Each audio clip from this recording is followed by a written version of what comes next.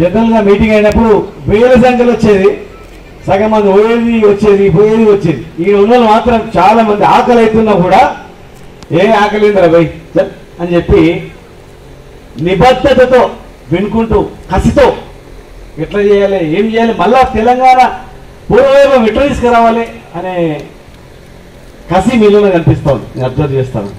సరే పెద్ద మనుషులు ఇట్లా పోతుంటూ వస్తారు, అది వేరే విషయం.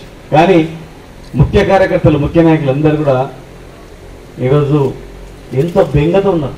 అయ్యో ఎంత పని అయిపోయారా. గా పెద్ద మనిషి ఏం పేరు, ఎవరే గా మధ్యలో పెద్ద మనిషి ఎవరు? అసలుపల్లి. ఆ పెద్ద మనిషికి ఇప్పుడు మైకి ఇస్తే మేము చెప్పినాక ఎక్కువ చెప్తాడు. ఎందుకంటే మనం అందరం వింటుంటే కష్టంలో ఉన్నాడు, అబద్ధాలు చెప్పింది నవ్వుతున్నాడు. పెన్షన్ ఏమో 4,000 అంటారుగా నవ్వుతున్నాడు. వచ్చిందా అంటే నవ్వుతున్నాడు.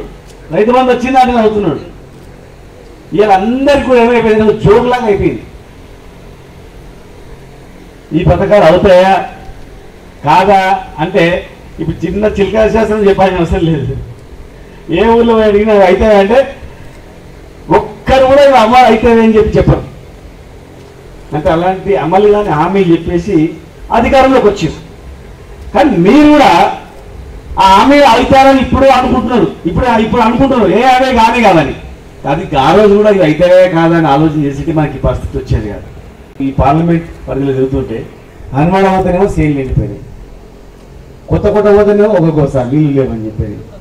ఇక్కడ నారాయణపేటలో, కోయిల్కోటలో 10 ఏళ్లలో ఎప్పుడైనా సేల్ నిండిపోయినా చూసిరా? 10 ఏళ్లలో ఎప్పుడైనా నీళ్ళు వస్తలేవని కొట్లాడినరా? నీళ్ళ ధర్నాలైనాయా? 10 సంవత్సరాల్లో తాగడానికి నీళ్ళు అని ధర్నాలైనాయా? 10 సంవత్సరాల్లో మాకు బోర్లు అయింది నీళ్ళు అని అడిగినరా ఎవరైనా? ఒక కౌన్సిలర్ దగ్గర కూడా అడగలే, బోరు కావాలి, నీళ్ళు వస్తలేవు, కరెంట్ వస్తలేవు. 50 సంవత్సరాలు ప్రతి సంవత్సరం ఈ సమయంలో కరెంటు లేదని చెప్పి ధర్నాలు అవుతుండే, ట్రాన్స్ఫార్మర్ల కాడ గొడవలు చేస్తుంది, సబ్ స్టేషన్ లో ముట్టడి చేస్తుంది. ఒక కరెంట్ అయ్యి ఈ ఊరికి వచ్చిందంటే లోపల గ్రామ పంచాయతీ నుంచి పూజ చేస్తుంది. నువ్వు కరెంట్ వస్తలే అని ఊళ్ళలో రావాలంటే భయపడుతుంది. 10 ఏళ్లలో కరెంటు ధర్నాలు అయినాయా? మంచినీళ్ళ ధర్నాలు అయినాయా? ఎవరికైనా చెప్పండి. ఏమేమి దుస్థితి వచ్చినాయా? ఒక నెల రోజులు వస్తానే మళ్ళీ నెల ఇస్తానే 100 రోజులు 100 రోజుల. ఇప్పుడు పార్లమెంట్ ఎలక్షన్ తర్వాత ఇప్పుడు ఈ ఎంపీ ఎలక్షన్లు ఉన్నాయని ఈ నెలలు ఇంకా అవతల ఏముంటారా? మీ సర్పంచ్ గురించి ఇస్తారా? సర్పంచ్ ఎలక్షన్ గురించి ఇస్తారా? ఎంపీటీసీ గెలిస్తే ఇస్తా అంటారా? అప్పుడు మళ్ళా కదా అంటున్నామంట.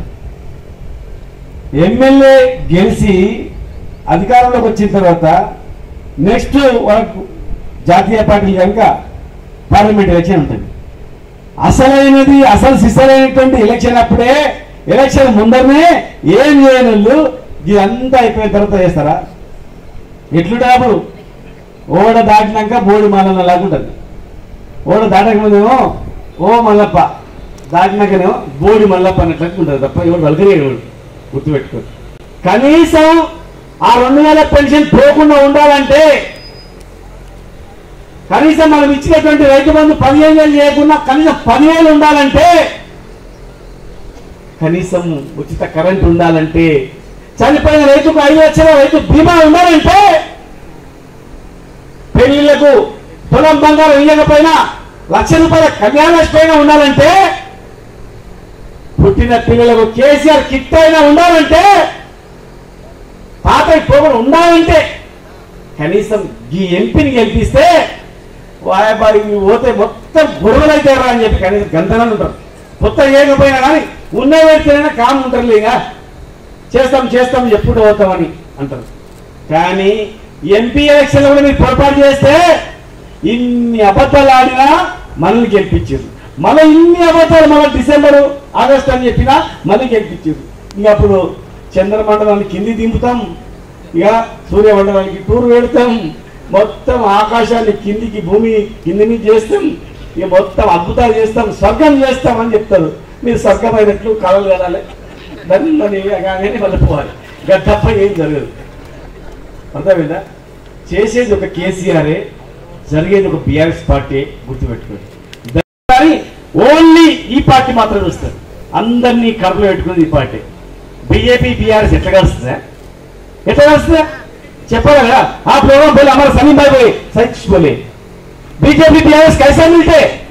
अगर बीजेपी बीआरएस मिले तो फिर परसों इलेक्शन में क्या हुआ? नारायणपेट में कैसा हुआ? राजेंद्र रेड्डी साहब का कैसा हुआ? आज का बीजेपी कैंडिडेट किसको काम करे? नारायणपेट में राजेंद्र रेड्डी साहब काम करे, उसका पार्टी काम करे, किसका काम करे? हमारे महबूब नगर में मैं हूं, वहां बीजेपी किसको काम करे?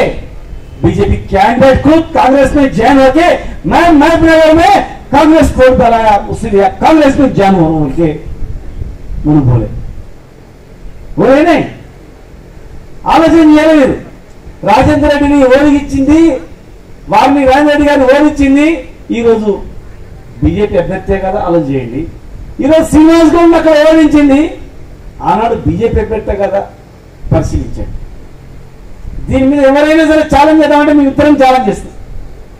ప్రతి దగ్గర జరిగింది. 7 మంది ఓటమికి కారణం బీజేపీ కాంగ్రెస్ ఒక్కటైనందుకే.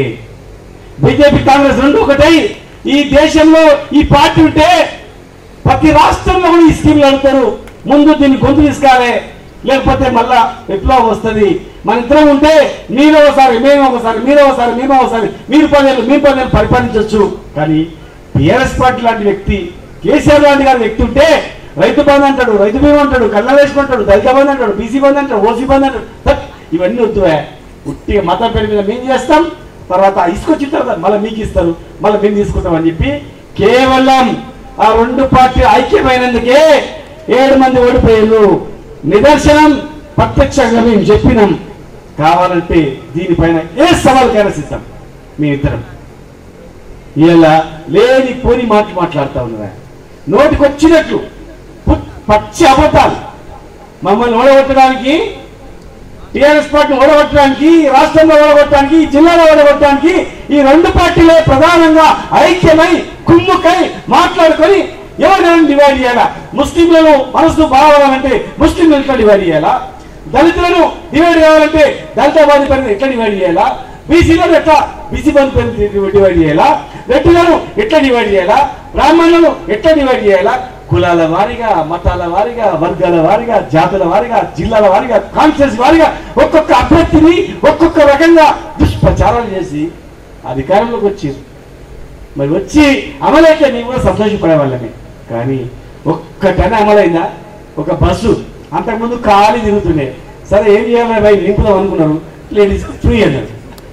ఇక మన అక్కోళ్ళు మంచిగా సరే కూరగాయలు మా హనుమానాలు ఉంది. నేను అడిగిన కూరగాయలు హనుమానాల నుంచే పోతాయి మహిళలకు. కానీ మా అక్క పోతుందంట మహిళలు పోయి కూరగాయలు తీసుకొని వస్తుందంట. మా బావాళ్ళు కలిసిండు, ఏం చేయాలి చూడు సార్ ఇట్లా అవుతుంది, ఏం చేయాలి చెప్తే ఇంటారు. ఈడవాళ్ళని కూరగాయలు మన ఆలోచన చేస్తున్నారు అని చెప్పేసి. కూర మటన్ అంటే హనుమాన్ మటన్ చాలా ఫేమస్. మహిళల నుంచి వచ్చి మటన్ తీసుకొని పోతుంది. మా అక్క చెప్తాను లేదు నేను మటన్ తెస్తాను ఆదివారం అని చెప్పి బస్సులో పోయి తీసుకొని వస్తుందంట. ఇక వాళ్ళకి వచ్చే కూలివా పనివా. ఇక బస్సులన్నీ ఆగుతావా అంటే పోయేటప్పుడు ఈడ ఆగిపోతుంది అనమాట. వచ్చేటప్పుడు మాత్రం ఇలా గుంపు చూసేవారికి ఆడాపుతున్నాడు, ఉరికే వరకే బస్సు వెళ్ళిపోతుందట. ఏమైనా నువ్వు పొద్దుగాల పోతుంది, గంట సేపులో చికెన్ మటన్ అంటివి, ఏమో మధ్యాహ్నం అయితే తెస్తావు అంటే ఏది బస్సు ఈడ ఆపనికి ఆడాపుతుడు ఊరికి ఆడుకునేవరకే ఈడ వచ్చి ఈడ బస్సు ఆపుతుంది. మళ్ళీ ఆ నుంచి ఇంటికి వచ్చేవరకే ఇది వెళ్ళిపోతుంది, మళ్ళీ ఆడ బస్సు ఆపుతుంది. ఇక్కడ తిరిగా అక్కడ తిరిగా అక్కడ తిరిగా ఇక్కడ తిరిగా. నీవు కదా ఎందుకంటే కరెంట్ వస్తలేదు, కరెంట్ రాగానే చేనుకాడ మోటార్ పెట్టి వస్తుంటివి, పుట్టుకుని ఆడిపోగానే మళ్ళీ ఇంటికి వస్తుంటివి, ఇంటికి రాగానే మళ్ళీ కరెంట్ వస్తుంది, మళ్ళీ ఉడుతుంటివి, మళ్ళీ ఇంటికి వస్తుంది. చేనుకాడికి ఇంటికాడికి మోటార్ కాడికి ఇంటికాడికి నీవు ఎట్లా తిరుగుతున్నావు. ఇలా మా బతుకు కూడా గట్ల అయిపోయింది. గీడకి జాడికి గాలి నుంచి గీడికి అని చెప్తున్నావు. ఇది పరిస్థితి వచ్చింది. రాష్ట్రం పరిస్థితి అంటే నవ్వులాట్లాగా అయిపోయింది. ఇలా నారాయణపేట పక్కల రాయచూరుని చెప్పండి డిమాండ్ ఇవాళ ఎవరైనా అంటున్నారా డిమాండ్ ఉన్నాయి. ఎవరికైనా పెళ్లికి భూమి అమ్మదాం అంటే వాడు ఉండలేడు. ఊర్లలో ₹1 కోట్లు 2 కోట్లు పెరిగా అని చెప్పి నువ్వు 10 ఎకరాలు ఉన్నాయని రోజు లెక్క పెట్టుకుంటున్నాయి. పక్కల అప్పలో ఎంత పోయిందా అంటే 50 లక్షలకు పోయిందా కానీ అబ్బా దీంట్లో 5 కోట్లు రాసి పెట్టుకుంటున్నాయి. ఇట్లా ఇక మళ్ళీ పక్కన 60 లక్షలు పోయిందనే 10 లక్షలు పెరిగాయి అని చెప్పి రాసి పెట్టుకుంటుంది. ఎంత పోతుందా అని. ఇప్పుడు 50 40 పోయింది, 40 30 పోతుంది. 30 20 ఉన్నాయన్నమాట. ఇక అయిపోయారు దివాళీ తీసుకోని చెప్పి మళ్ళా నారాయణపేట అంటే ఈ జిల్లా ఎవరు తీసి పడేసి ఫస్ట్ మున్సిపాలిటీ ఇది రాష్ట్రంలోనే మొట్టమొదటి మున్సిపాలిటీ. ఇప్పుడు చూసిన రాయలు చేస్తాం, అరే మాగినగర్లో సెంట్రల్ లైటింగ్, నాకు సెంట్రల్ లైటింగ్, ఆ చెట్లు పెట్టినా నీ చెట్లు పెడతా, ఆ కళ కలెక్టరేట్ ఆడ కలెక్టరేట్, నువ్వు హాస్పిటల్ నా హాస్పిటల్ పోటీ మీద తీసుకోపోయా. మున్సిపాలిటీలలో నీళ్ళ ట్యాంకర్లకు పైసలు నేను మున్సిపాలిటీని లక్షలు కోట్లు డిపాజిట్ తీసుకొచ్చి పెట్టి బ్రహ్మాండమైనటువంటి మార్కెట్, బ్రహ్మాండమైనటువంటి స్పోర్ట్స్ కాంప్లెక్స్, బ్రహ్మాండమైనటువంటి చేనేత సంబంధించినటువంటిది. మీ ఇద్దరం ఒకసారి మాట్లాడుకొని గోల్డ్ బిజినెస్ కూడా దుబాయ్ పోతారు కదా, గోల్డ్ బిజినెస్ కు హైదరాబాద్ నుంచి వచ్చినట్టు చేద్దాం, చీరలని బిజినెస్ ఇక్కడ పెడదాం, ఒకటే ఒక పెద్ద కాంప్లెక్స్ పెట్టి వ్యూవర్స్కి ఇద్దాం, అట్లాంటి ప్లాన్ చేస్తాం, పెద్దగా ప్లాన్. ఈయన మున్సిపాలిటీ ఎంతమంది వచ్చారో మా చైర్మన్ ఏమంటే 3 కౌన్సిలర్లు వచ్చింది సార్ అని. ఏమో ఎక్కడంటే జనం అంతా మన ఏమంటారు కానీ గాలి పోయింది సార్ అని. సరిపోయి జనం మనం ఏమంటారు, ఎట్టి పరిస్థితి మనం ఏమంటారు, పోయిన వాళ్ళు నెత్తిలో ఏమైనా దరిద్రం ఉంటే పోతారు. రేపు ఓట్లు మళ్ళీ రేపు మున్సిపాలిటీ వచ్చేది మళ్ళీ మీ ఎలక్షన్లే కదా. ఒక ఊరికి పోయాక పెద్ద మనిషిని ఎవరికి వేస్తాడో రైతులు అడిగితే చేను ఎండిపోయినా మనకేస్తాడా వాళ్ళకి వేస్తాడా? అత్తకి ఇచ్చినావు బిడ్డ గురించి తప్పనిసరి అన్నాడు, బిడ్డకు లేదు కోడలు లేదు ఎవరికి లేదు, ఉన్న అత్త పెన్షన్ కూడా వస్తలేదు అనుకో, ఎవరికి వేస్తా అత్త కోడలు ఎవరికి వేస్తుంది, రైతు ఎవరికి వేస్తారు, బీసీ బంధువా దళిత బంధువా మొత్తం ఎవరికి వేస్తారా? మళ్ళా మనకి వేస్తారు. నాయకులు అయినంత మాత్రం ఏం కాదు, ఇక్కడ ప్రజలు మన వెంట ఉన్నారు, ప్రజలు మన వెంట ఉన్నారు, సంక్షేమ పథకాలు మన వెంట ఉన్నాయి. ఇలా కూర్చున్నాం సార్, గుర్తుపెట్టుకోండి, మనం నికాస్ అయినటువంటి నాయకులం. ఇక్కడ 7 మంది జవదాటలే, ప్రాణం ఉన్నంత వరకు జవదాటలం కాదు. ఒకడు కష్టాల్లో ఉన్నప్పుడు కాపాడటంలో మనం, సుఖం అనుభవించి బంధుమం చేసేటువంటి నీచమైన సంస్కృతి ఉన్నది ఎవరు లేదు. ఆ రోజు కష్టాల్లో ఉన్నాం, మళ్ళీ కష్టాలను ఎదుర్కొంటాం, మళ్ళీ అధికారం తెచ్చి మీకు అందిస్తాం. అప్పటి వరకు మేము నిద్రమని గుర్తుపెట్టుకోండి. ఎన్ని కష్టాలు వచ్చినా భరిస్తాం, ఎన్ని అవమానాలు భరిస్తాం, ఎన్ని అబద్ధ ప్రచారం చేసినా భరిస్తాం, ఎంతమంది తిట్టినా భరిస్తాం, ఎంతమంది ఏం చేసినా భరిస్తాం. మేము మీ గురించి బతుకుతాం కనుక, ప్రజల గురించి బతుకుతాం కనుక, ప్రజల గురించి బతుకుతాం కనుకనే తెలంగాణ గురించి జైళ్ళలో పోయినాం, కొట్లాడినాం. తెలంగాణ వచ్చిన తర్వాత మీకు బాగు దొరుకుతుంది కనుకనే ఆనాటి నాయకుడు మేమందరం ఉన్నాం. కనుక దయచేసి మీరందరూ ధైర్యంతో ఉండండి. ఊర్లలో చెప్పండి, బండ్లు వాళ్ళు 10 బండ్లు తిరిగినా ఆగమనండి, ఇచ్చి ఆగమనండి. వాళ్ళ హామీలు అన్నీ కూడా ఏం హామీలు ఇచ్చిండ్రు, ఏం చెప్పాలి, ఇప్పుడు ఏం చెప్తారు వాళ్ళు వచ్చి, మేము ఏం చేసినామో చెప్తాం, మీరు చెప్పగలుగుతారు, వాళ్ళు వచ్చి చెప్పగలుగుతారా? నమ్ముతారా? 10 రోజులలో ఇది ఇస్తామన్నారు, ఇన్ని రోజులు ఎందుకు రాలేదంటే ఏం చెప్తారు? పార్లమెంట్ ఎలక్షన్ తర్వాత చెప్తారు, పార్లమెంట్ ఎలక్షన్ మళ్ళీ ఏం చెప్తారు? సర్పంచ్ ఎలక్షన్ అని చెప్తారు, దాని తర్వాత ఎంపీటీసీ గెలిపినా చేద్దామని చెప్తారు, దాని తర్వాత జడ్పీసీ అయినా చెప్తాంటారు, తర్వాత సింగిల్ విన్ అని చెప్తారు, తర్వాత మళ్ళీ ఎలక్షన్లో గెలిపిస్తే ఇంతకన్నా డబుల్ చేస్తా అని చెప్తారు. అంతరా కదండి, ఇలా వేస్తే ఎవరు నమ్మరు. జనం చాలా తెలివిమంతులు. ఖచ్చితంగా మన్నె శ్రీనివాసరెడ్డి గారు లోకల్, పక్కా లోకల్ మన్నె శ్రీనివాసరెడ్డి గారు, వాళ్ళిద్దరు కూడా సొంత తమ్ముడే అయిపోయింది. వాళ్ళు ఏంటి ఎట్లా అని చెప్పేసి ఓన్లీ రాజకీయం ఓట్ల గురించి మాత్రమే వాళ్ళు. ఇక కాంగ్రెస్ 5 ఏళ్ల తర్వాత ఎవరైనా పలికించిన పాపాన పోలేదు వాళ్ళు. ఆ 2 పార్టీలు మనలో కొట్లాడబెట్టి డివైడ్ చేసి చూస్తూ పబ్బం గడుపుకోవాలని చూసేవాళ్ళు తప్ప ప్రజలకు మేలు చేసేవాళ్ళు కాదు. ఖచ్చితంగా కేసీఆర్ గారి నాయకత్వంలోనే జరుగుతుంది. త్వరలోనే ఈ వారం రోజుల్లోనే కేసీఆర్ గారు మన దగ్గరికి వస్తున్నారు, ఈ ప్రాంతానికి వస్తాడు, మొత్తం ప్లేస్ తిరుగుతాడు. దయచేసి దగ్గర ప్లేస్లు ఎక్కడొచ్చినా కానీ ముఖ్య నాయకులు కార్యకర్తలు అందరూ రాండి, మన నాయకుల మాట వినండి. మన నాయకుడు చెప్తే పక్క చేస్తాడు. ప్రజల మనిషి, ప్రజల గుండెల్లో ఉన్నటువంటి మనిషి. కేసీఆర్ని నామరూపాలు చేసే శక్తి ఎవరికి లేదు. బీఆర్ఎస్ పార్టీ పోతుందనే శక్తి కూడా ఎవరికి లేదు. భూమి ఆకాశం ఉన్నంత వరకు, తెలంగాణ రాష్ట్రం అనే పేరు ఉన్నంత వరకు కేసీఆర్ గారు చిరస్థాయిగా ప్రజల గుండెలు అవుతుందని చెప్పి ఆలోచన చేస్తారు. ఎవరైనా పార్టీకి నష్టం జరిగే వ్యక్తులు ఉంటే ఏరి పాడేసేది, చీడపురుగులు ఉంటాయి. అరే ఎవడు ముందర పోతున్నాడా, వాడు పోతే మనకు పోలికి కాస్ట్ అయితేమో, వాడు పోతే ఆ పోస్ట్ కాలే, నీచమైనటువంటి సంస్కృతి వాళ్ళకి తరిమి కొట్టండి. వాళ్ళతో మాట్లాడకండి. ఉన్నోళ్ళు చాలు, ఉన్నోళ్ళు వికాస్ అయిన మనకు ఉన్నోళ్ళు చాలు. ఉన్నోళ్ళతో గట్టిగా ఉండండి, గట్టిగా మేము ఉంటాం, చేస్తాం. హామీలు మరి ఎలక్షన్ తర్వాత ఎట్లా హామీలు నెరవేర్చి చూద్దాం.